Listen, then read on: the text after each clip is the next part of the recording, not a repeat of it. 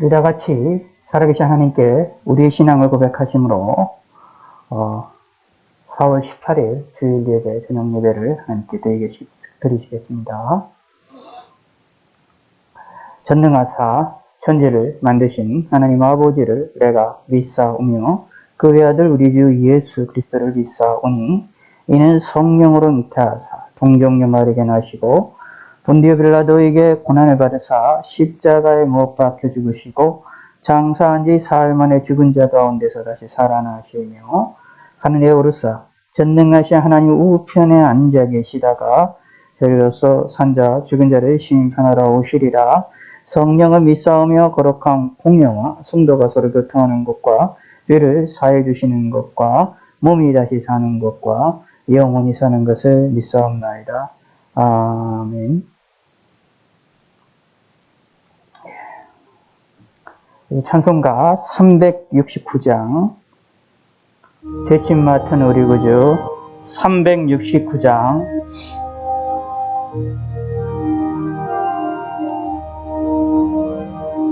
대침 맡은 우리 구주 어찌 좋은 친구인지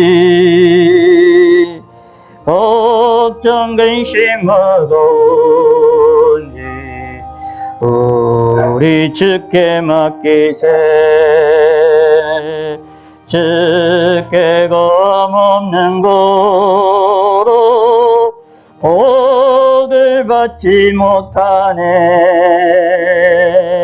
사람들이 어찌하여 아랠 줄을 모를까. 시험 걱정 모든 괴로움 없는 사람 누군가.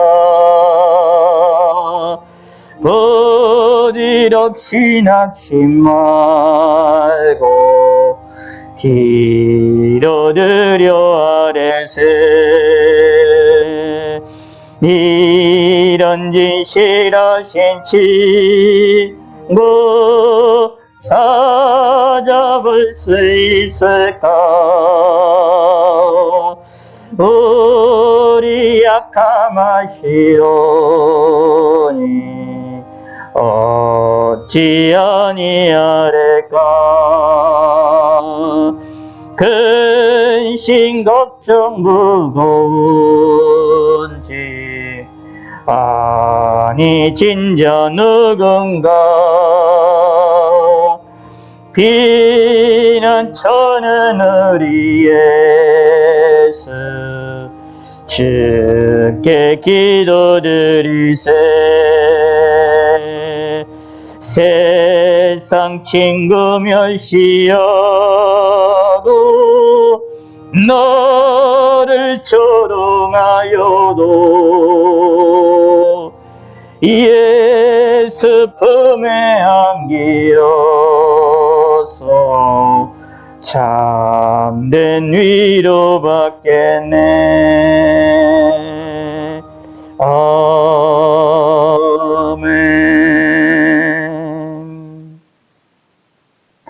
하나님 아버지여 감사합니다. 오늘 주일을 맞이해서 또 저녁 시간으로 함께할 수 있게 하심을 감사합니다.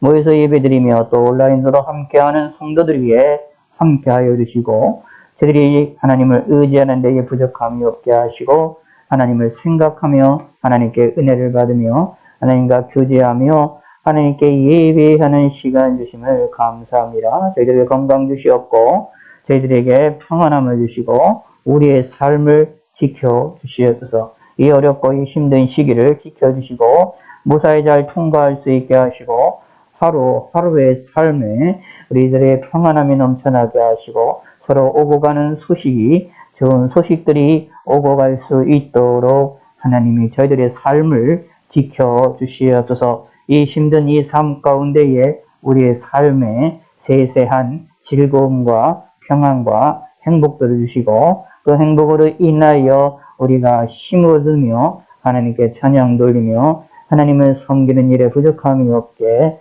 하나님이 은혜를 베풀어 주시옵소서.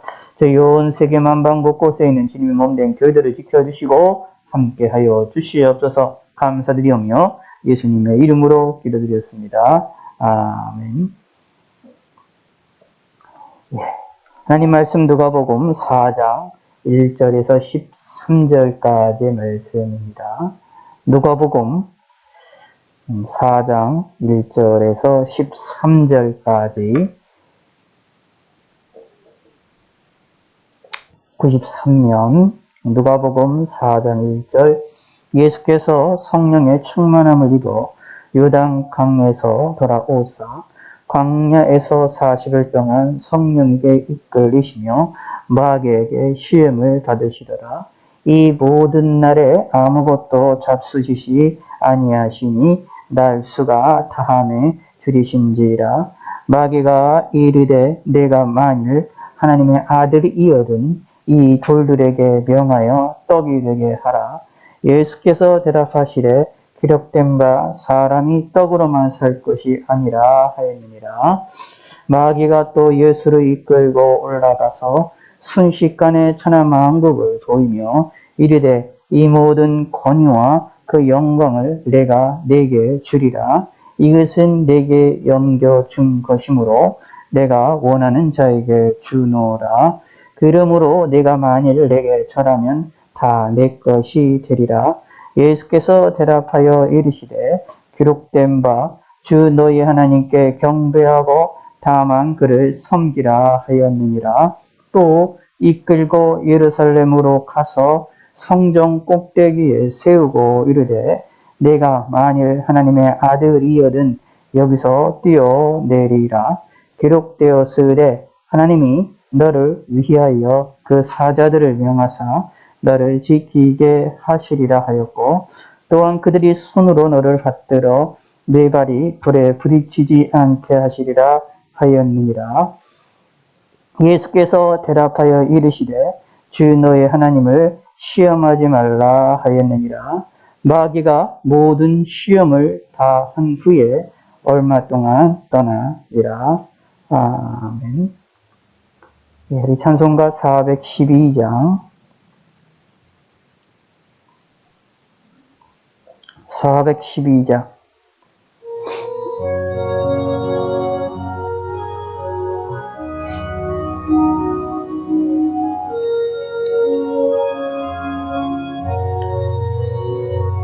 내 영혼의 극히 깊은 데서 맑은 가락이 울려나네.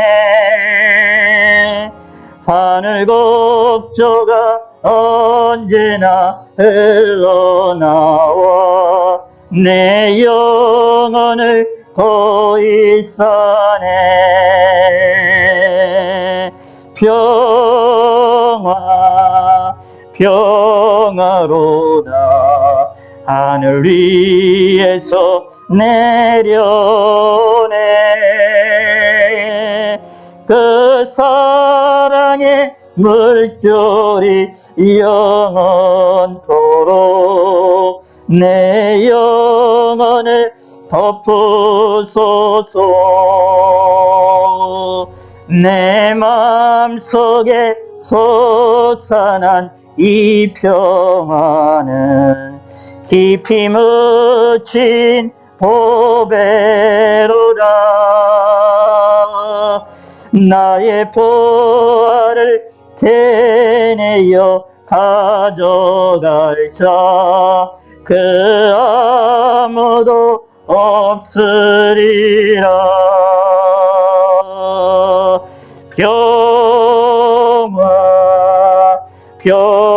평화로다 하늘 위에서 내려오네.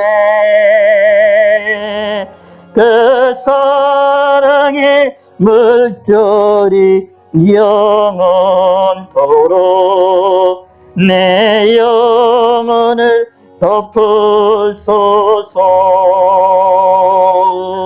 내 영혼의 평화가 넘쳐남은 주의 큰 복을 받음이라. 내가 주야로 주님과 함께 있어 내 영혼이 편이시네.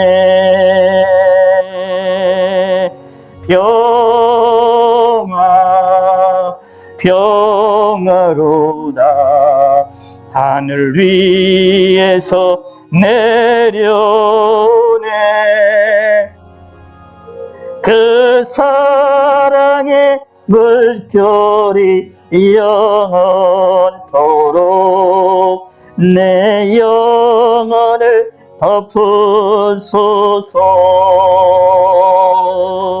이 땅 위에 험한 길 가는 동안 참된 평화가 어디 있나.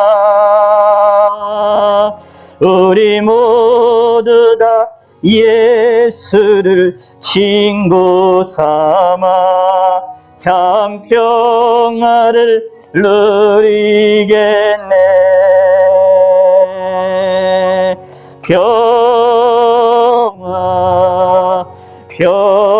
평화로다 하늘 위에서 내려오네. 그 사랑의 물결이 영원토록 내 영혼을 덮으소서.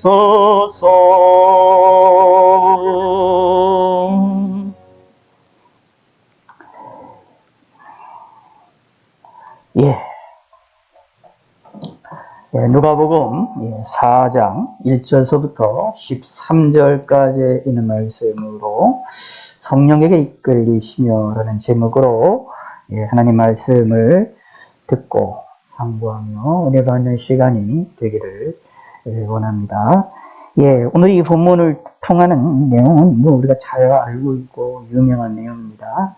마태복음, 마가복음에도 이제 나와 있는 내용으로서 예수님께서 세 가지의 시험을 받으시는 모습이 나와 있는 것이 오늘 이 본문에 통하여서 나타나 있게 되어져 있습니다. 그래서 이 본문을 통해서 예수님이 당하셨던 세 가지 시험을 우리가 살펴보기를 원하는데, 이 내용이 우리들에게 있어서 상당히 또 중요한 의미를 좀 가지고 있음도 생각을 해볼 필요가 있습니다.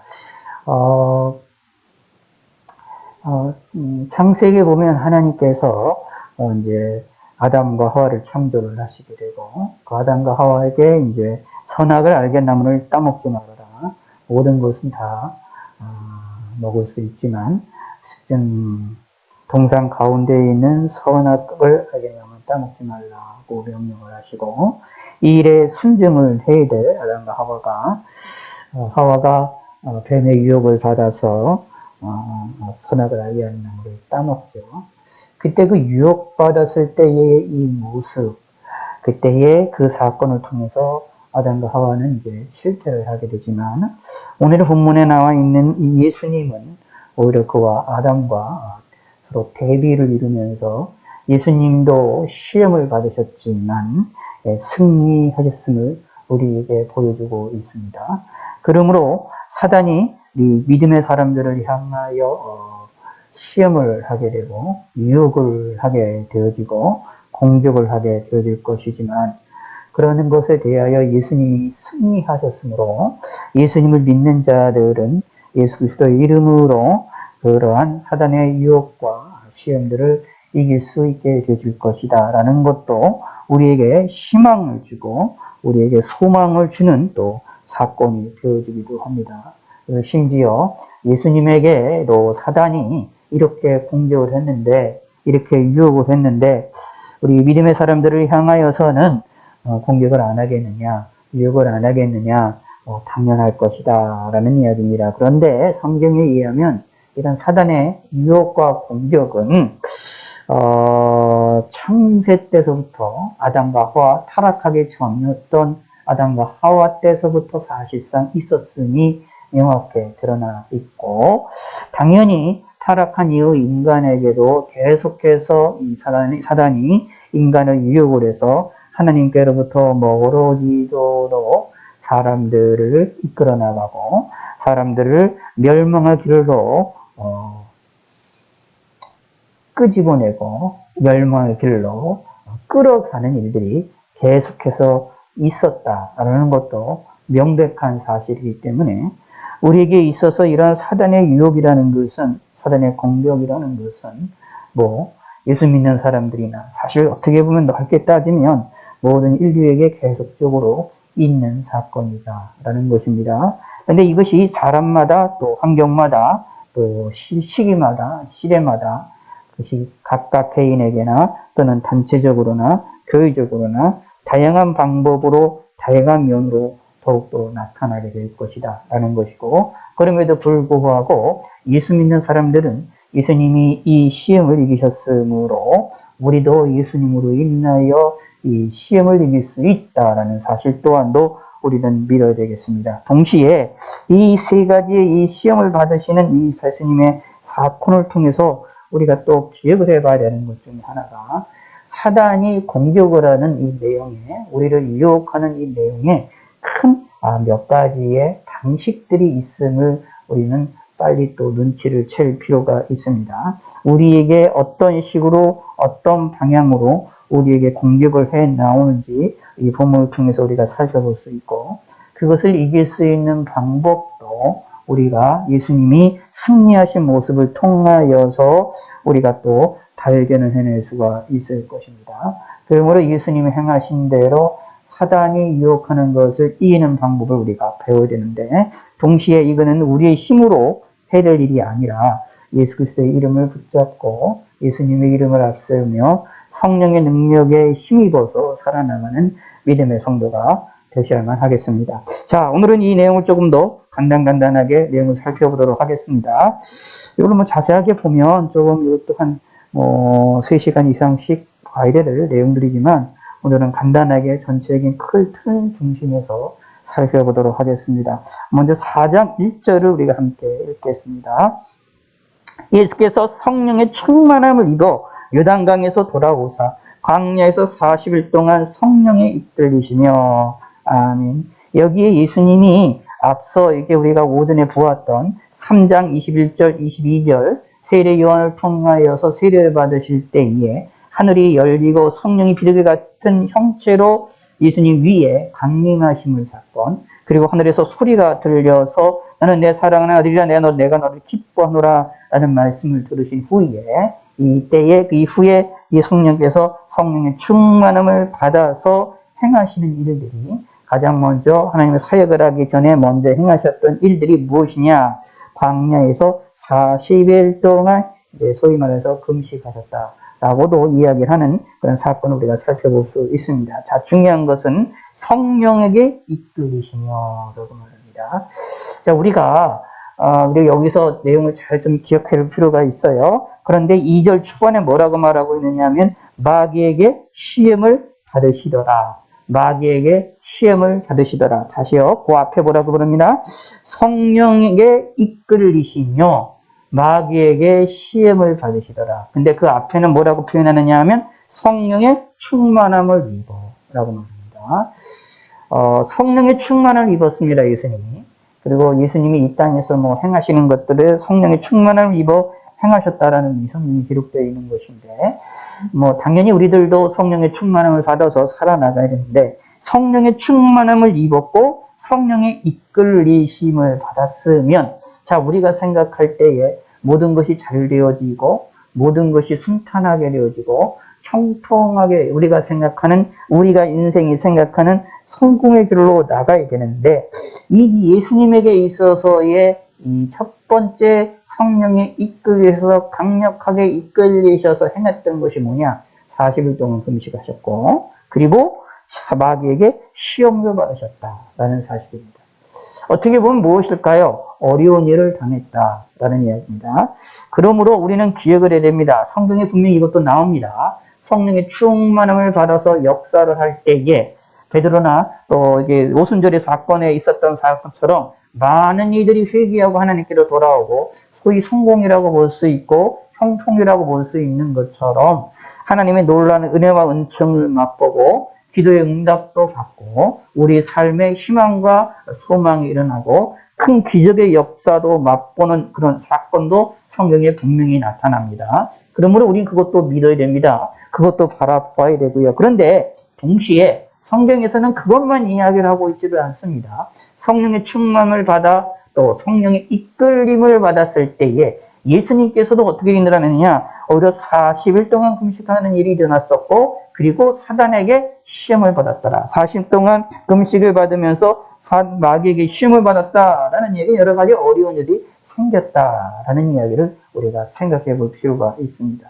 그러니까 계속 이렇게 좀 생각해 볼 필요가 있어요. 예수님이 40일 금식하셨을 때에 예수님이 하나님의 아들이시니까 당연히 금식하시는 것도 좀 평안하게 금식하지 않으셨을까라고 생각을 해볼 필요가 있겠지만, 근데 오늘 본문에 보면 40일 동안, 이게 40일 동안 성령이 이끌리시는데 광야에서, 그런데 마귀에게 시험을 받으시더라라고 말을 했었기 때문에 그렇게 평안한 40일 금식이 아니었구나라는 것들을 우리가 충분히 미루어 짐작을 추리를 할 수가 있다라는 것을 우리가 볼 수 있습니다. 바로 무엇이냐, 예수님이 참된 인간으로 오셔서 인간들이 우리가 당하는 여러 가지 어려움들을 예수님이 체휼하셨다라는 것을 분명히 보여주는 사건이다라는 것도 우리가 분명히 알 수가 있는 이야기죠. 근데 예수님도 한번 이랬으면 성령의 충만을 받아 성령의 이끌림을 받았는데, 그런데 오히려 40일 금식하는 일과 그리고 사단의 시험을 받는 일이 일어났는데, 하물며 예수 믿는 우리들에게도 이런 일이 안 일어나겠느냐? 일어날 수도 있다라는 겁니다. 우리는 이것도 같이 우리는 기억해야 됩니다. 다시 말씀드리면 예수 믿는 사람들이 두 가지를 같이 생각을 해야 됩니다. 성령의 충만함을 받으면, 성령의 지배에 받아 성령의 이끌림을 받는 삶을 살게 되어지면, 하나는 베드로가 3,000명을 회개하고 역사 일으켰던 것처럼 하나님의 능력이 나타나서 어떤 결과물들의 열매들이 내 눈에 보이는 것과 같은 열매들이, 내 손에 잡히는 열매들이 나타나고 그것이 분명하게 보일 때도 있지만, 어떤 때는 스데반이 성령의 충만해서 말씀을 전해서 돌에 맞아 죽게 되어지는 것처럼 그 우리 손에 잡히는 열매는 없습니다만, 하늘에는 열매는 맺히겠지요. 하나님 앞에서 열매는 맺히지만 우리 입장에서는 맺어지는 열매가 없고, 우리 입장에서는 형통의 것처럼 보이지 않고 오히려 불행처럼 보이는 일들이 일어날 수 있다. 또 예수님이 이렇게 마귀에게 시험을 받으셨던 것처럼 성령에 이끌려 삶을 살아나가는데 오히려 사단에 의한 공격이 더 심하게 일어날 수도 있다. 사단에 의해서 마귀들에 의한 유혹들이 더 강하게 나타날 수도 있다. 성령의 충만함을 받았는데 오히려 좋은 일들만 일어나는 것이 아니라 안 좋은 일들이, 세상적인 안 좋은 일들이 더 많이 터질 수도 있다 라는 것을 우리는 기억하실 필요가 있습니다. 이 두 가지를 어떤 방식으로 어떻게 결과물이 나타나게 될지는 우리는 알 수가 없습니다. 오직 이건 하나님께 달려있다라는 것을 기억을 하셔야 됩니다. 그래서 우리인데 이 말씀을 왜 드리냐면, 우리 신앙인들은 성령의 충만을 받아서 성령의 이끌리심을 받으면 모든 것이 잘 되고 내 눈에 보이는 것과 같은 열매가 맺히는 것만이 성령의 충만함을 받은 그 증거라고 생각하고 그렇게만 일어날 거라고만 우리는 생각을 하는 경향들이 있습니다. 그런데 성경을 보면 아닙니다. 성경에 의하면 그렇게 하나님의 역사가 일어날 때도 있지만 오히려 무슨 일이 벌어지느냐 하면 전혀 우리가 뭐 생각하는 열매는 없고 우리가 생각하는 그런 충통이 있는 것이 아니라 어려움과 고통이 일어나는 때도 있구나 라는 것입니다.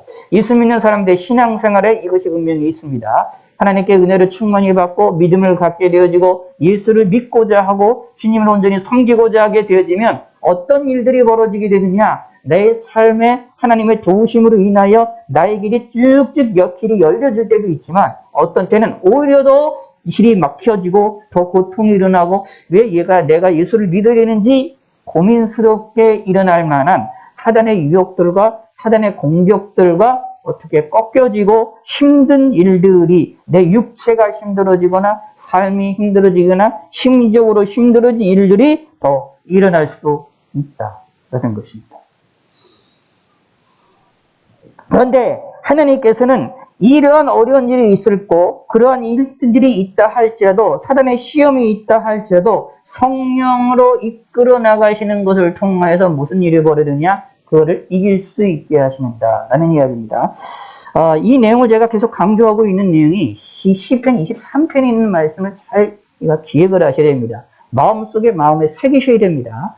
거기 분명히 여호와는 나의 목자시라고 말을 하고 있는데, 목자가 되셔서 나를 이끌어 나가시는데 우리를 푸른 초장으로 인도하실 때도 있지만 동시에 사망의 음침한 골짜기로 이끌어 나가실 때도 있다라는 것. 그런데도 불구하고 사망의 음침한 골짜기든 푸른 초장이든지 간에 하나님께서는 우리를 원수 앞에서도 음식을 먹을 수 있게끔 우리에게 평안을 주시고 하나님이 우리와 함께 하시게 되어질 거라는 약속이 분명히 있다라는 것입니다. 우리는 이것을 믿고 나가야 된다라는 얘기입니다. 여기서 예수님의 모습이 그것을 분명히 우리에게 보여주고 있습니다. 예수님도 성령의 충만함을 받아서 광야에서 40일 동안 금식했을 뿐만 아니라 동시에 마귀에게 시험을 받으셨는데, 그런데 그것이 궁극적으로 이기셨다라는 것이 오늘 본문에게 확연하게 드러납니다. 이 모든 날에 아무것도 잡수시지 아니하시니 날수가 다음에 줄이신지라. 40일 달에서 줄이시게 되는데 사탄이 이제 강력하게 시험을 합니다. 이 강력하게 시험을 하는데 사단이 자신의 모습을 명확하게 드러내놓고 공격을 하고 유혹을 한 게 성경에 별로 나오지 않습니다. 예수님에게는 명확하게 자신의 존재를 드러내서 여기에 공격하는 것을 볼 수가 있어요. 사탄이 사탄도 사람을 이용하거나 환경을 이용하거나 사상이나 여러 가지들을 이용하여서 우리를 공격하고 유혹을 하지만, 이렇게 예수님에게는 직접 나타나서 실질적으로 보였다라는 것을 우리가 살펴볼 수 있습니다. 여기 우리가 사단이다라는 말은 우리가 대적자라는 의미가 있는데, 마귀라는 말도 무엇이냐 하면 이것도 회방자, 비방자, 이런 뜻을 가지고 있는 용어라고 보여줄 수 있습니다. 그러므로 마귀라는 것을 이것을 좀 구분하시는 분도 있어요. 사단이라는 용어와 마귀라는 용어를 좀 구분해서 사용을 하시는 분들이 계시지만, 이것이 교차 사용을 해도 성경 안에서 크게 무리가 없다라고 보실 필요가 있습니다. 이 마귀와 사단의 이 존재, 타락한 천사들입니다. 이 타락한 이 천사들의 존재는 하나님을 대적하는 존재이고, 그리고 이 회방하는 존재이고, 비방하는 자이고, 그리고 시험하는 자로서 우리를 어려움을 주는 자들이다라는 이야기입니다. 또 그런 사람들이 성경에는 여러 가지로 이 사단과 마귀를 다른 용어로 여러 가지 표현들을 하고 있어요. 형제를 참소하는 자, 대적자, 바알셀불, 그리고 벨리알, 살인하는 자, 예뱀, 이 세상의 임금, 등등 여러 가지 모습으로 얘기가 되어 있고, 요한계시록은 용어로까지도 묘사가 되어져 있는 것을 우리가 살펴볼 수 있는데, 그렇게 이 사단이라는 것이 뭐냐, 마귀라는 것이 하나님을 대적하게 된다. 하나님을 대적함으로 인하고 하나님을 회방하는 일을 앞장선다. 근데 그 일을 위하여 당연히 하나님이 사랑하시는 하나님의 사람들을 향하여서 당연히 하나님의 백성들을 향하여 공격하는 것은 당연하다라는 것이 우리는 분명히 또 이 사단을 마귀라 부르고 사단이라고 부르는 타락한 천사에게 부르는 용어 속에서도 분명히 그것을 알 수가 있어요. 자, 그런데 먼저 첫 번째 예수님에게 유혹을 하지요. 유혹을 하는데, 자, 이것을 좀 볼 때 우리가 좀 한 가지 좀 더 우리가 생각을 좀 해봐야 되는 것이 있어요. 창세기를 한번 우리가 잠깐 볼까요? 창세기 3장에서 보시면은 뱀이 이제 하와를 유혹을 하게 되는데, 유혹을 해서 그 다음에 여자가 그 나무를 보게 됐을 때 보았던 현상이 나옵니다. 자, 뱀이 여자에게 이르되, 3장 4절입니다. 창세기 3장 4절. 뱀이 여자에게 이르되 너희가 결코 죽지 아니하리라. 너희가 그것을 먹는 날에는 너희 눈이 밝아져 하나님과 같이 되어 선악을 알 줄을 하나님이 아심이니라. 그가 그 나무를 본즉 먹음직도 하고 보암직도 하고 지혜롭게 할 만큼 탐스럽기도 한 나무인지라. 여자가 그 열매를 따먹고 자기와 함께 있는 남편에게 주매 그도 먹은지라 라고 이야기를 하고 있습니다. 여기에 보면은 여자가 이 뱀의 말을 듣고 뱀이 너희가 결코 죽지 아니하리라. 하나님은 죽는다고 했는데 죽지 아니라 라고 여기서 소위 거짓말하죠. 그러면서 너희가 먹는 날에는 눈이 밝아져서 하나님같이 되어 선악을 알게 할 줄을 하나님이 아셨으므로 하나님이 금하셨다라고 얘기를 하면서 하나님이 금하신 게 하나님이 인간을 질투해서 한 것처럼 거짓말한 것처럼 이제 속이죠. 그 얘기를 듣고 난 여자의 반응이 그 나무를 보니까 먹음직도 했고 보암직도 했고 지혜롭게 할 만큼 탐스럽기도 한 모습으로 보입니다.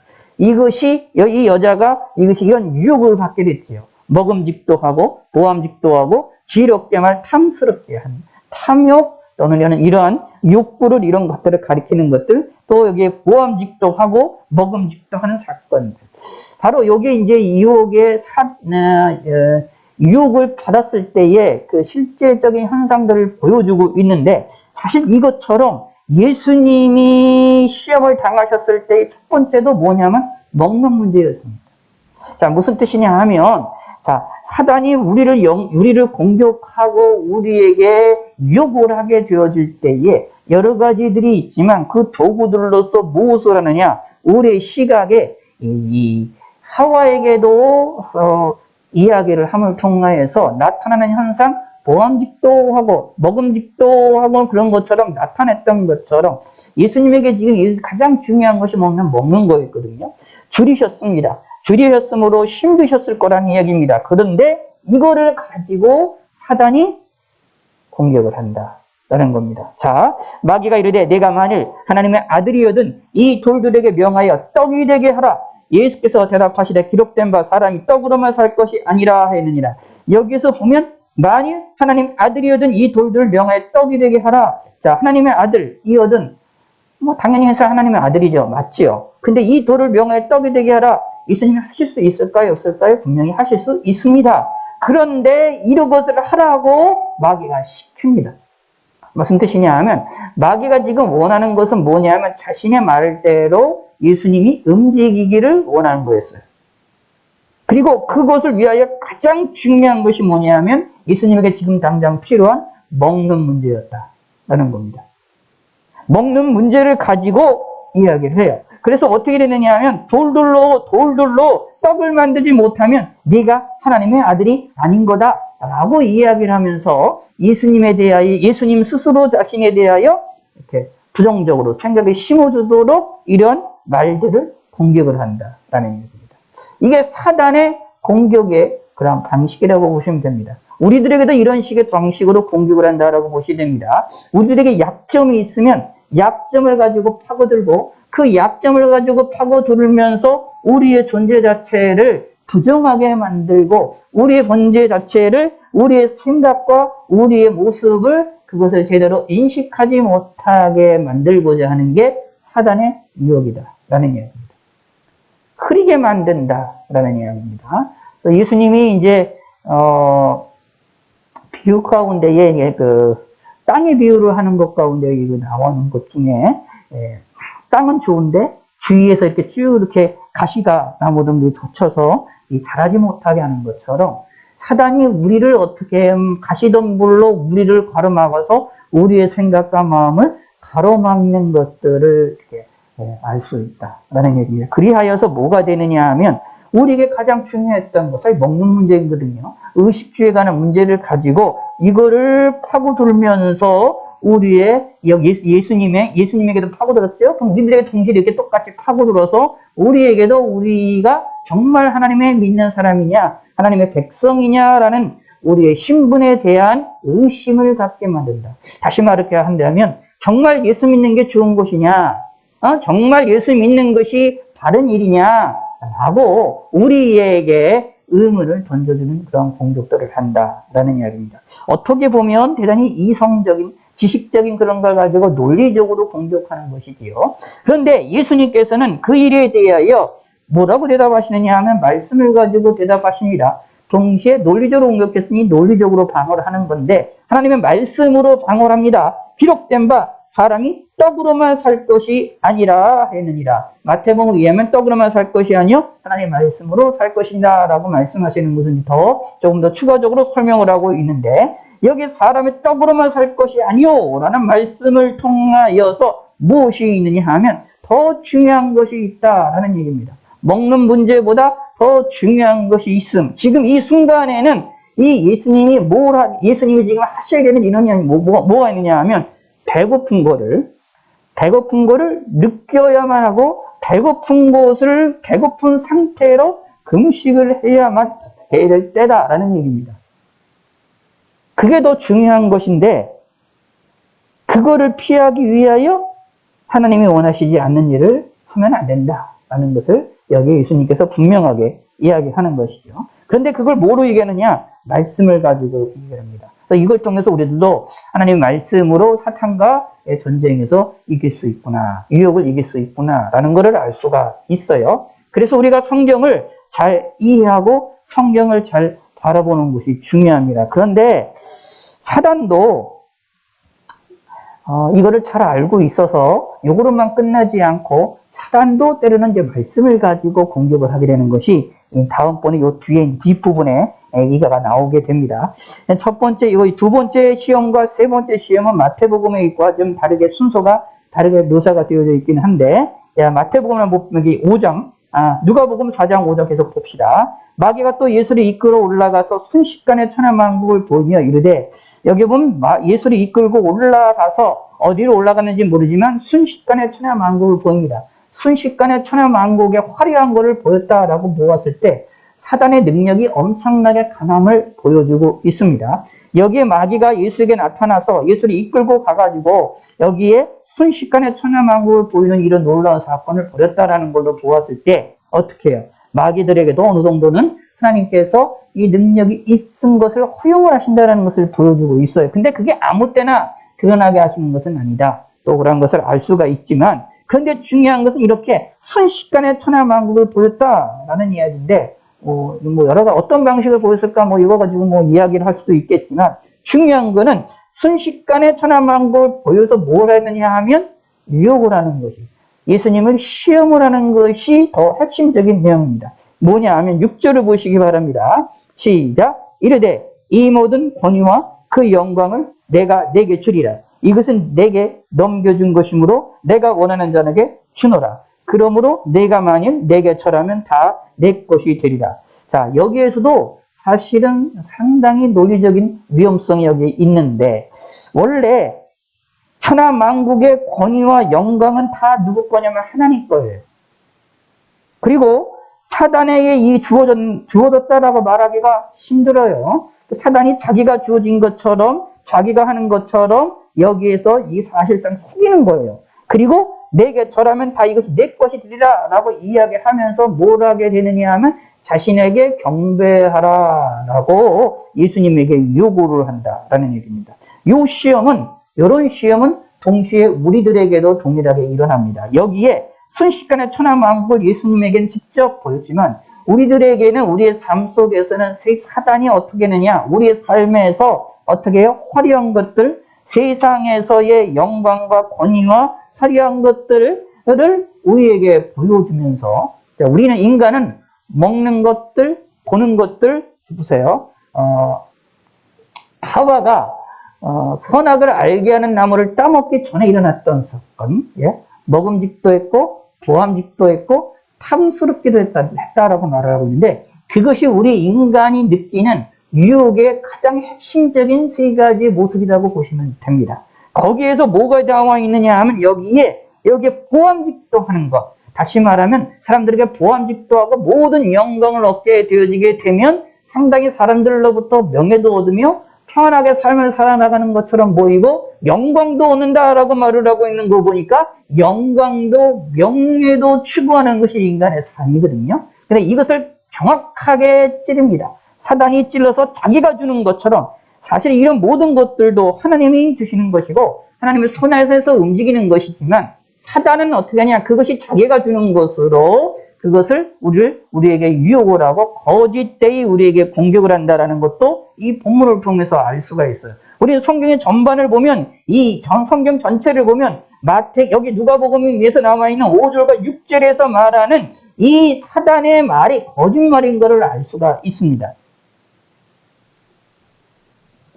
그런데 거짓말이지만 중요한 것은 사단이 이 거짓을 통해서 우리를 유혹을 한다는 것이 문제가 됩니다. 그리고 실질적으로 하나님이 주시는 것을, 하나님이 하는 것을 자기가 주는 것처럼, 자기가 행하는 것처럼 해서 우리에게 뭔가 잘 되는 것처럼 보인다.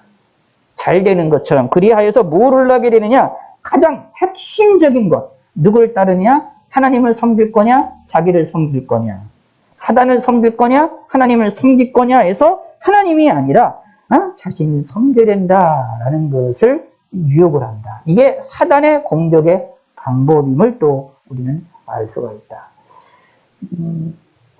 이 말의 의미는 이제 또 사단의 이 공격이라는 것이, 사단의 유혹이라는 것이 우리가 추구하는 바를 좀 이렇게 파고든다라는 거 보시면 돼요.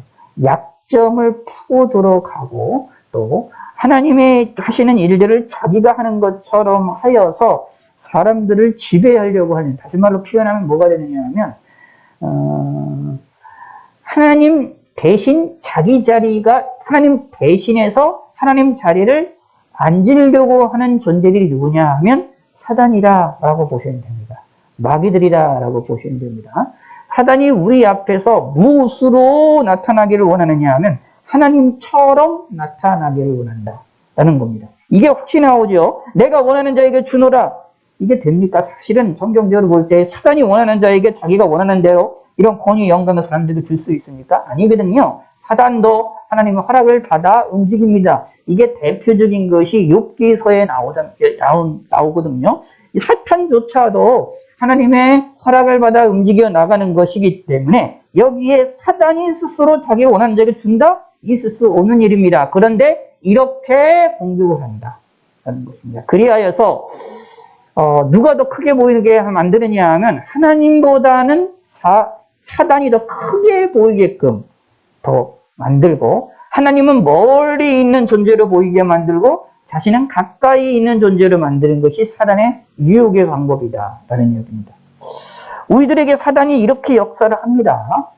그래서 우리에게 요구합니다. 예수님이 요구했던 것처럼 내게 절하면 내가 내 것이 되리라고 말했던 것처럼 우리를 향하여서도 하나님을 믿지 말고, 그리고 모세가 자기를 믿으라라고 유혹을 하고 우리를 공격을 한다라는 이야기입니다. 뭐 이런 것들이 뭐 대표적인 것들을 쉽게 얘기해서 이런 거죠.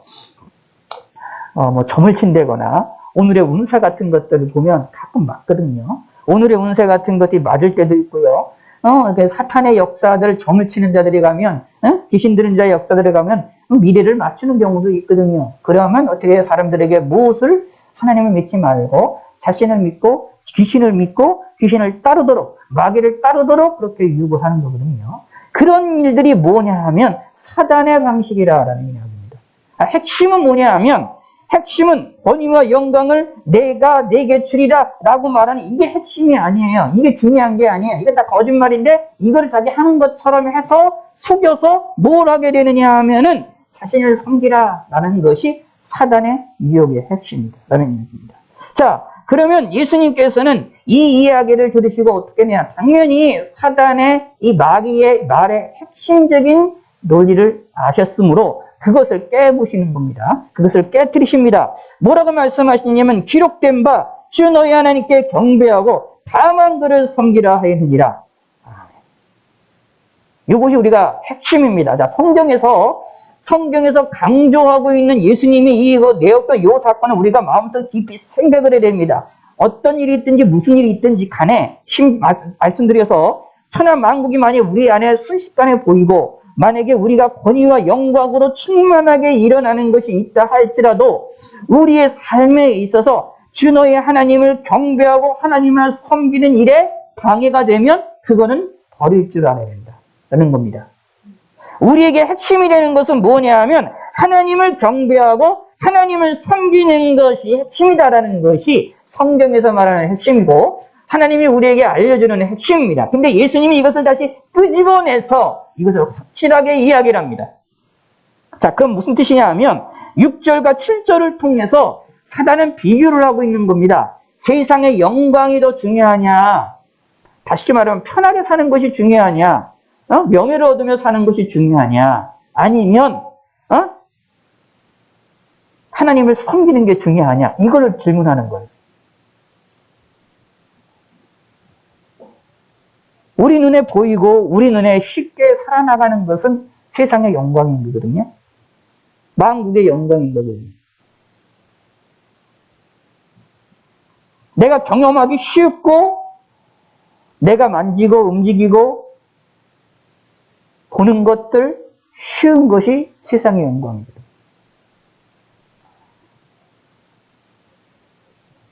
그거를 이용하여 사단은 하나님을 믿지 말라라고 우리를 유혹한다라는 겁니다. 그 일에 대하여 성경에서는 단호하게 그게 더 중요한 것이 아니라 하나님을 섬기는 것이 중요하다라는 겁니다. 예수님께서는 그것을 가지고 확실히 주 너희 하나님께 경배하고 다만 그를 섬기라 하느니라 라는 말씀으로 그들의 유혹을, 사단의 유혹을 깨부시는 그런 모습이 보입니다.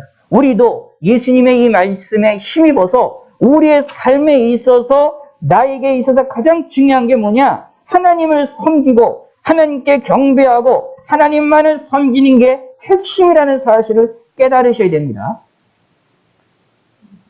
자, 그래서 이해를 하실 필요가 있어요. 앞에 4장 1절에 보면 성령의 충만함을 받고 예수님께서 성령에 이끌리셔서 어떻게 마귀에게 시험을 받으시고 또 40일 동안 금식하는 일이 벌어지게 되는데 사실은 이런 일이 벌어져도 예수님이 성령의 충만함으로써 이끌어 나가셨던 이유가 뭐냐 하면 사실 이걸 통해 뭐냐? 하나님을 드러내고 하나님을 섬겨야 된다는 것을 알리시는 사건이었다라고 보시면 됩니다.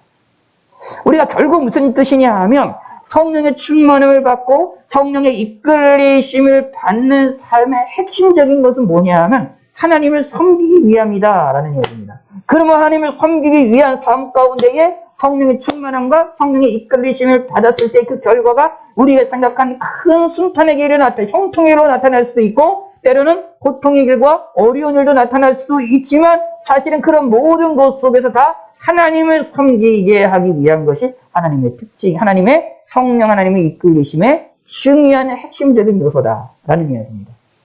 보세요. 베드로에 의해서 3,000명이 회개한 것의 핵심이 뭐냐 하면 그들이 회개해서 하나님을 섬기게 하기 위한 것이었고 그리고 스데반이 여기서 자신이 돌에 맞아 죽게 되었을 때도 그들에게 뭐가 되느냐 하면은 하나님을 섬기라고 하나님을 전달하는 게 하나님을 섬기는 게 중요하다는 것을 드러내고 스스로가 하나님을 섬기기 위한 것이 핵심이었다라고 보시면 됩니다. 그러므로 우리는 이래나 저래나 하나님을 섬기는 삶이 성경에서 말하는 것이라는 것을 우리는 기억하셔야 되겠습니다. 그러므로 8절 예수께서 대답하여 이르시되 기록된 바 주 너희 하나님께 경배하고 다만 그를 섬기라 하느니라 라는 말씀을 마음에 새기시기를 바라겠습니다. 그런데 사단은 이거로만 끝나지 않고 또 공격을 합니다. 또 이끌고 예루살렘으로 가서 성전 꼭대기에 세우고 이르되 내가 만일 하나님의 아들이거든 여기서 뛰어내리라. 이 다음에 여기 또 이제 더 혼란하게 만드는 거죠. 어떻게 혼란하느냐? 이번에 성경 가지고 공격하니까 성경 가지고 방어하니까 성경 가지고 이야기를 합니다. 기록하였으되 하나님이 너를 위하여 그 사자들을 명하사 너를 지키게 하시리라 하였고 또한 그들이 손으로 너를 받들어 내 발이 돌에 부딪히지 않게 하시리라 하였느니라. 이것이 이제 시편 91편에 있는 이 말씀을 가지고 이야기를 한 것인데 이거를 가지고 어떻게 하나님께서 하나님의 사람을 지키신다라는 것을 명확하게 이야기를 하고 있는 내용입니다. 근데 그것을 가지고 예수님에게 적용하면서 예수님도 그렇게 될 것이다 라고 이야기를 하면서 무엇을 하고 있느냐 하면은 뛰어내리라 라고 말합니다. 이 말은 무슨 뜻이냐면 누구 말을 들으라? 마귀의 말을 들어라. 자기 말을 들어라. 라고 이야기를 하고 있는 거예요. 근데 그것이 뭘 이용해서? 하나님의 말씀을 이용해서. 근데 하나님의 말씀을 다르게 해석한 것도 아니에요. 잘못 해석했고 잘못 적용을 해서 이야기하는 것을 우리가 살펴볼 수 있습니다. 하나님이 우리를, 믿음의 사람들을, 사자들을 보내서 우리를 지키시고 우리를 받들어서 우리를 도래부딪히지 않게 하시도록 우리를 지키시고 보호하시는 역사가 분명히 있습니다. 근데 이렇게 지키시고 보호하심의 역사가 일어날 때에, 자, 그 방식이 성경에서는 다양하게 나옵니다. 예를 들어서 이제 사드락과 메삭과 아벳느고처럼 불 속에 들어가도 하나도 옷도조차 긁히지 않는 경우도 있지만, 또 어떤 경우는 어떤 일이 벌어지게 되느냐 하면 스데반처럼 돌에 맞아 죽게 되어지는 경우도 있다. 그러나 그럼에도 불구하고 하나님께서 그를 지키시고 그를 하나님께서 보호하신다라고 또 이야기를 하고 있다라는 것입니다. 이 성경에서 보면 하나님이 지키시는 방식이 여러 가지가 있어요. 그 내용을 갖다가 있는데, 이것을 가지고 이 사단은 이거를 가지고 한쪽만 해석을 해서 예수님에게 적용을 하는 것을 볼 수 있습니다. 그래서 뭘 하게 되느냐, 자기 말을 좀 들으라 라고 시험을 하는 것이었다. 근데 이 일에 대하여 예수님께서 또 얘기를 합니다. 핵심이 나옵니다. 주 너의 하나님을 시험하지 말라 하였느니라. 자, 그런데 여기서도 잘 보실 필요가 있어요. 예수님이 하셨던 말씀에 이 사단이 10절과 11절에 있는 이 말씀을 잘못 적용을 하고 잘못 이해해서 잘못 적용했다라는 것에 대하여서 예수님이 모르셨을까요? 충분히 아시죠? 그 후대 사람들, 기독교인들이 이걸 읽으면서 이 사단의 이 계략이, 이 잘못된 성경을 가지고 이용하는 이 나쁜 계략이 성경을 잘못 해석하고 잘못 적용시켰다라는 것 누구나 다 아는데, 하물며 예수님은 모르셨겠습니까? 근데 예수님이 그것을 가지고, 그 사건들을 가지고 교정을 시켜주고 그 사건과 사탄과 논의와 논쟁을 하는 그런 것으로 하지를 않으셨어요. 왜냐하면 사단이 하는 말이기 때문에 그렇습니다. 무슨 뜻일까요? 잘 기억하셔야 됩니다. 사단은 예수님과 하나님 말씀을 가지고 논쟁한다고 하여서 사단이 변화될 수 있는 여지가 있느냐? 사실은 없습니다. 사단의 핵심은 이것을, 이런 이야기를 한 것이 예수님과 같이 이것을 하나님의 뜻이 무엇인가 알아보고자 이런 것을 했느냐? 그렇지가 않습니다. 자, 생각을 해보세요. 예를 들어서 바리새인들과 서기관들과 이야기할 때는 바리새인들이 예수님을 공격하려고 할 조차도 어떻게 되느냐 하면 이 사인들이 이 예수님에 대하여서 조금이나 뭔가 알려고 하는 것이 있으므로 그 말씀을 가지고 이렇게 움직이시는 사건들이 벌어질 때가 있거든요. 근데 사단에게는 그렇게 하지 않으셨어요. 오히려 뭐가 되느냐? 더 근본적인 것을 가지고 끄집어 나오셨습니다. 그게 뭐냐 하면 주 너희 하나님을 시험하지 말라라고 명령하십니다. 이 말씀을 가지고 드러내면서 확실하게 끊으시는 모습이 나옵니다. 때로는 그래서 사단과의 이러한 유혹에 넘어가게 될 때에 이런 일을 가지고 사실로 지엽적인 문제를 가지고 다루기보다는 더 근본적인 문제를 가지고 하나님의 말씀으로 움직이는 것이 중요하다. 주 너희 하나님을 시험하지 말라? 당연한 거지요. 근데 중요한 건 잘 보십시다. 여기에 이 내용에 주 너희 하나님을 시험하지 말라라는 이 말 속에는 어떤 의미가 있느냐? 여기 하나님은, 예수님이 스스로가 하나님이심을 드러내는 것도 있고, 그리고 이 말씀을 나타나 있는 이 말씀을 통하여 나오는 이 내용을 가지고 사탄이 이야기하는 이 말 속에 하나님을 불신하는 듯한 그러한 조장하는 그러한 사단의 의도도 깨트리는 그런 의도도 있음도 기억해 볼 필요가 있습니다. 결국 이렇게 보시면 됩니다. 사단은 우리에게 뭐를 요구하느냐 하면 하나님을 믿지 못하게끔, 하나님을 시험하게끔, 하나님을 불신하게끔 우리를 공격하는구나 라는 겁니다. 근데 그 일에 대하여 우리가 동조하면 안 된다라는 것이 오늘 본문에 나와 있는 이 내용입니다. 그럴듯한 논리와 그럴듯한 성경을 가지고 우리를 공격한다 할지라도 우리는 성경을 통하여서 분명하게 아셔야 됩니다. 하나님을 시험하는 것처럼 어리석은 것이 없다. 우리는 하나님을 시험의 대상으로 보는 게 아니라 하나님은 믿음의 대상으로 하나님 우리가 바라봐야 되겠죠. 근데 이제 하나님께서 인간이 하도 하나님에 대해서 불신을 하고 하나님께서 이제 하나님에 대한 불신과 여러 가지 잘못된 신앙생활을 하니까 하나님께서 우리 인간을 향하여서 하나님을 시험해보라라고 말하실 정도로 강력하게 하나님이 말씀하시는 경우도 몇 번 있습니다. 뭐 11조에 관련된 말라기에서 보면 11조에 관련된 것이든가 또 몇 가지 부분에서 하나님이 우리 하나님 자신에게 우리 인간에게 믿음을 주기 위하여 하나님을 시험하고 테스트해보라고 직접 요구하시는 그런 경우도 분명히 있었거든요. 또 성경이 사사 시대의 그런 내용들 가운데서도 기드온 같은 경우에 그런 일들도 있었고요. 여러 가지의 사건들 가운데 시브리의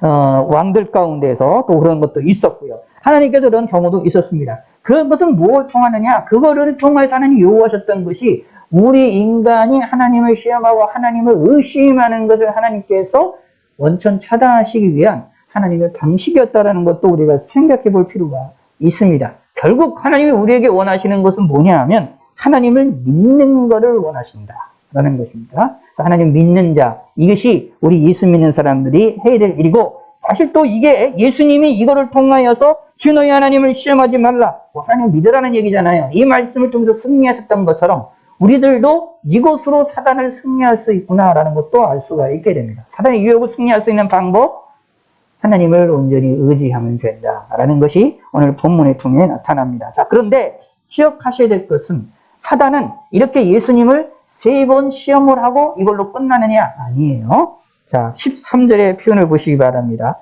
마귀가 모든 시험을 다한 후에 얼마 동안 떠나니라. 다시 표현하고 다시요. 시작. 마귀가 모든 시험을 다한 후에 얼마 동안 떠나니라.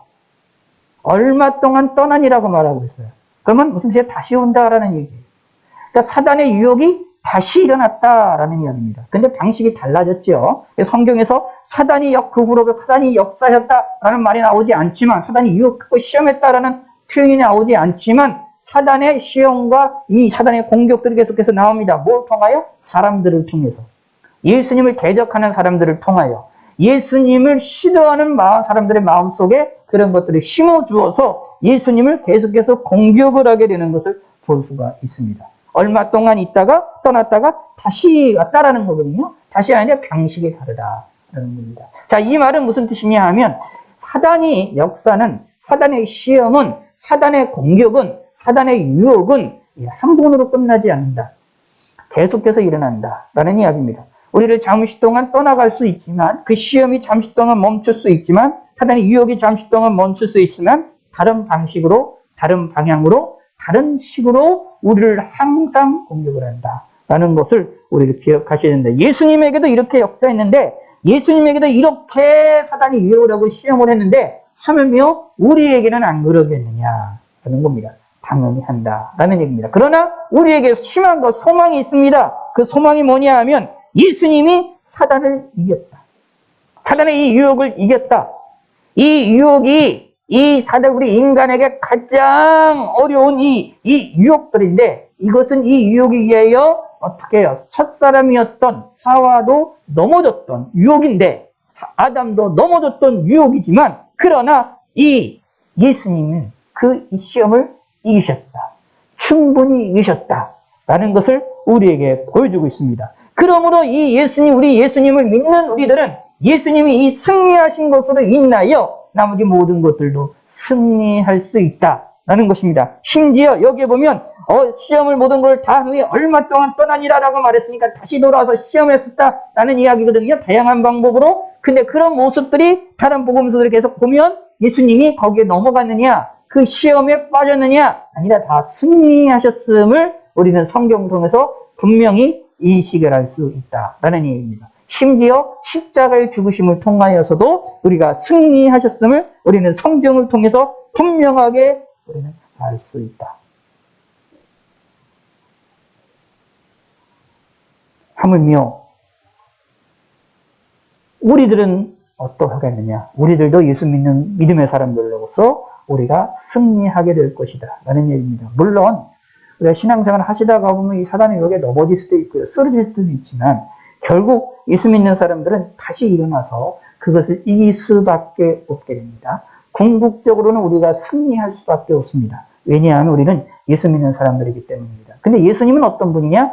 예수님의 이 사역과 예수님의 이 움직이심에 이 땅에서 움직이셨던 모든 것들을 보면 사탄의 역사와 사탄의 시험과 사탄의 유혹을 확실하게 이기셨던 분이시기 때문에 당연히 예수 믿는 우리들에게도 그것을 궁극적으로 이길 수 있게 하신다는 사실을 우리는 동시에 확신할 수 있게 되어집니다. 라는 이야기입니다. 그러므로 이 사단의 유혹과 사단의 공격과 이 마귀들의 유혹과 공격에 대하여 실망하거나 낙심하지 마시고 우리가 승리하게 될 것이라는 것을 믿음을 가지시고 항상 하나님을 바라보시면 되겠습니다.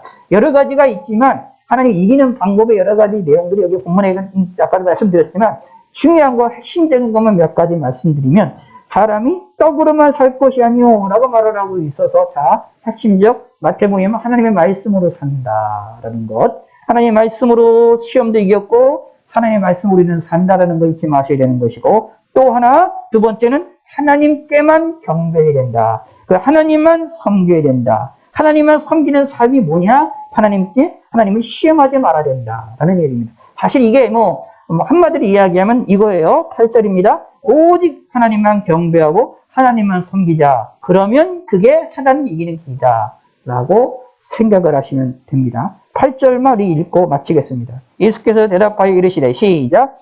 기록된 바 주 너의 하나님께 경배하고 다만 그를 섬기라 하였느니라. 아멘. 하나님 아버지여 감사합니다. 우리의 삶에 하나님만을 경배하고 하나님을 섬기는 삶이 되게 하여 주시고 은혜를 베풀어 주시옵소서.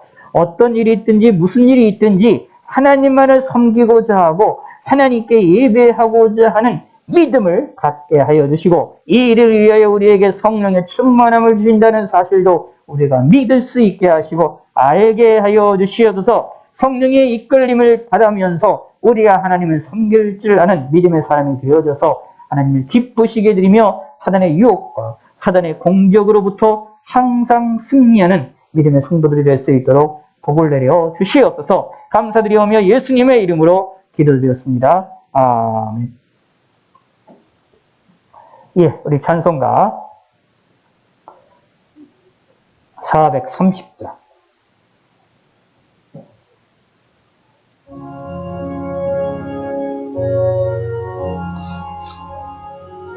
430장. 주와 같이 길 가는 것 즐거운 일 아닌가. 우리 주님 걸어가신 발자취를 밟겠네. 한 걸음 한 걸음 주 예수와 함께 날마다 우리 걸어가리. 어린아이 같은 우리 미련하고 약하나 주의 손에 이끌리어 생명길로 가겠네. 한 걸음 한 걸음 주 예수와 함께 날마다 우리 걸어가리.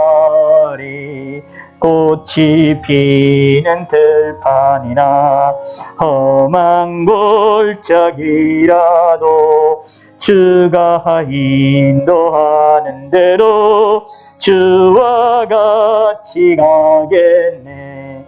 한 걸음 한 걸음 주 예수와 함께 날마다 우리 걸어가리.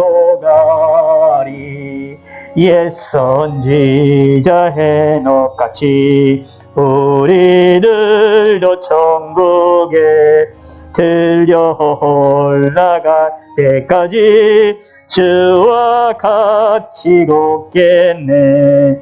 한 걸음 한 걸음 주 예수와 함께 날마다 우리 걸어가리.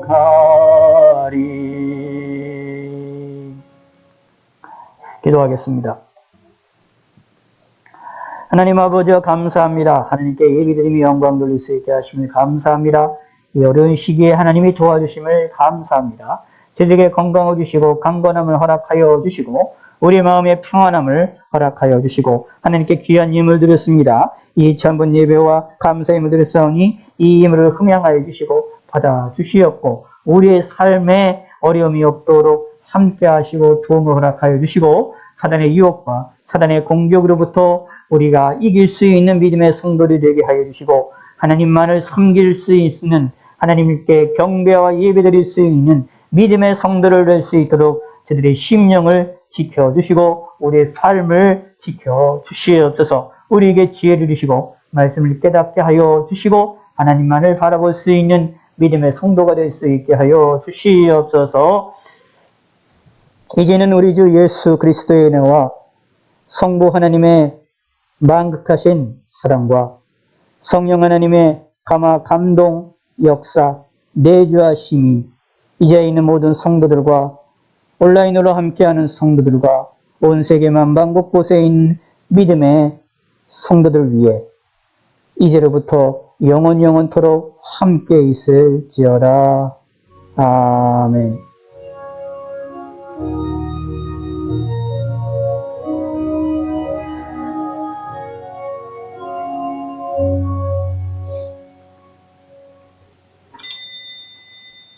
예, 감사합니다. 이것으로 예배 마치겠습니다. 수요일 날 온라인으로 함께하기를 바랍니다.